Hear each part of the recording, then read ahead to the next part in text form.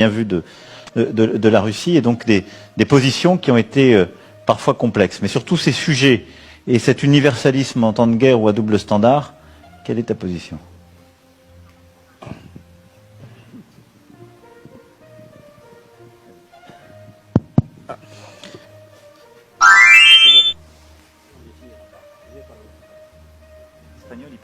Oui, bien sûr. Muchas gracias, presidente José Macron. Emmanuel Macron. Yo pienso que es muy importante que nosotros todos reflectimos cómo acabar con la guerra, hambre y epidemia. Je disais, Monsieur le Président, que hay cosas que nos tocan bastante. pense qu'il faut que nous réfléchissions sur comment finir sur cette guerre. On parle beaucoup à la télévision, dans la presse écrite, de la guerre entre la Russie et l'Ukraine. Mais en nuestra zona, por ejemplo, tenemos guerras. Dans nos régions, il y a aussi des guerres. Le Mali, le Burkina Faso, et il y a de morts tous les jours. En Amérique du Sud aussi. En Colombie, par exemple, tous les gens qui émigrent vers les États-Unis et qui meurent sur la route. Mais pour la communauté internationale, la seule chose qui est sur l'agenda, c'est le conflit entre l'Ukraine et la Russie. Quelque chose qui pourrait être terminé très rapidement s'il y avait un dialogue. Si vous regardez ce qui nous est arrivé, nous, dans notre région, c'est que nous disons toujours, c'est l'Occident qui décide pour nous, sur nos territoires, comme cela a été le cas pour la Libye.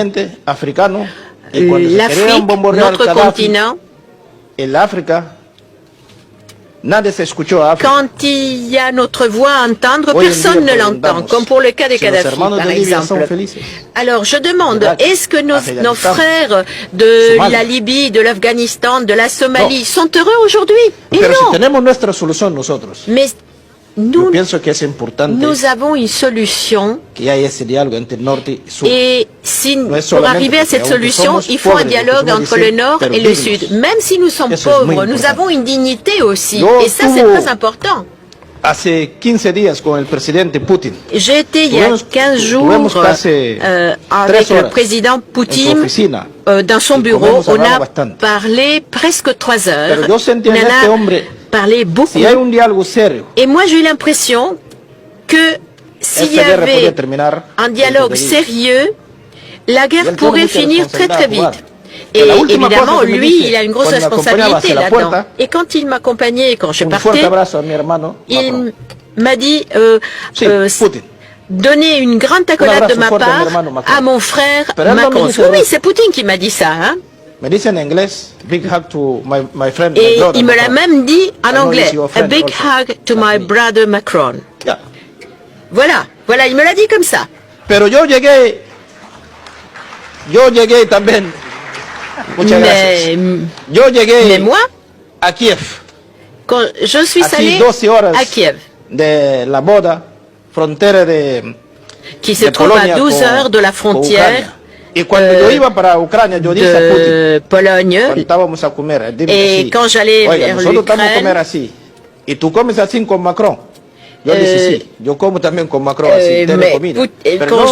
Poutine m'avait parlé de déjeuner et m'avait dit si j'allais déjeuner avec Macron. J'ai dit oui, mais je dis le problème c'est pas que je déjeune avec Macron. Le problème c'est que je veux faire entendre la voix de l'Afrique, la voix de la paix, parce que la paix ne peut pas être seulement d'un seul continent. Il faut entendre la voix des autres pays aussi, une voix internationale. Donc, je disais que quand j'allais vers Kiev, j'ai vu la destruction qui avait été causée par la guerre. Et je parlais avec le président Zelensky, et je dis à Zelensky, écoute, il faut que tu parles avec Poutine. Et parce que je lui ai dit que j'ai l'impression que Poutine était sérieux. Et que mon message était qu'il fallait qu'il parle avec Poutine. Et que son frère Macron pouvait vraiment jouer un rôle aussi. Parce que Poutine m'a dit un grand bonjour pour mon ami Macron.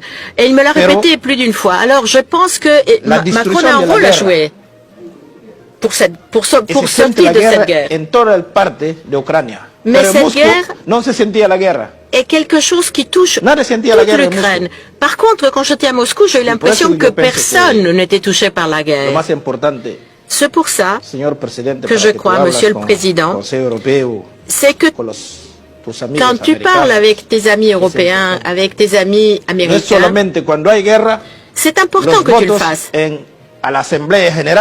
Mais quand on parle devant l'Assemblée générale des Nations Unies, il faut parler sur faire entendre sa voix, que tous puissent faire entendre leur voix. C'est évident que pour moi, n'est pas facile quand on m'appelle et qu'on me dit, écoute, il faut que tu te prononces comme nous. Ben non, ça ne marche plus comme ça. L'ordre mondial a changé. Les pays BRICS maintenant compte. Il y a des pays comme l'Arabie Saoudite, l'Algérie, le Venezuela qui vont s'associer aux BRICS. Et peut-être que la Guinée-Bissau y sera aussi si nous avons du gaz ou du pétrole à l'avenir. Mais la plus importante, c'est qu'il y ait un respect entre nous. Et moi, j'aime beaucoup Macron parce que nous parlons comme deux chefs d'État. Et il me dit, nous parlons comme un égal. Je suis un frère, et toi tu es un chef d'État, je te parle comme un frère. Mais il ne s'agit pas qu'il y ait un sentiment anti-français dans l'Afrique de l'Ouest. Non, c'est pas du tout ça la situation. Mais le problème de la Libye a causé des conséquences graves pour le Mali, le Burkina, le Niger. Kadhafi était un mal nécessaire pour son peuple et Saddam Hussein était aussi un mal nécessaire pour son peuple. Le peuple vivait bien sous leur régime. Et aujourd'hui, je me demande ce qu'ils sont heureux sans Saddam, sans Kadhafi. Même si c'était des personnes néfaste. Mais il y avait la paix. Et maintenant, la paix, comment on va l'acheter?